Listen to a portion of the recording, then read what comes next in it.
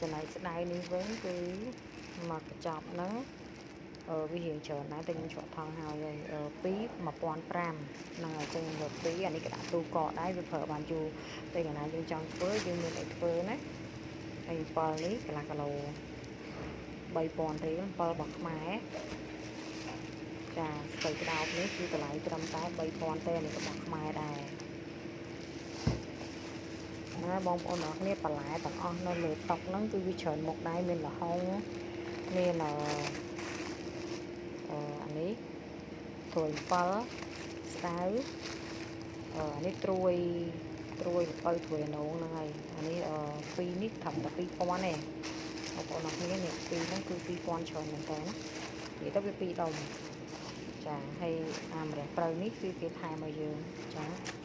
តែតកូននេះទៀតតកូននេះមួយបាច់ត្រឹមតែ1000ទេបងប្អូនដោយសារខ្ញុំច្រកថងឲ្យហើយដាក់ចូលទូគឺយើងត្រូវការមានស្លោចងវាចិត្តត្រឹមមកវាអត់អាលួយបន្លែចឹងទេបន្លែទាំងអស់ហ្នឹងខ្ញុំទិញត្រឹមតែ20000រៀលទេស្មើនឹង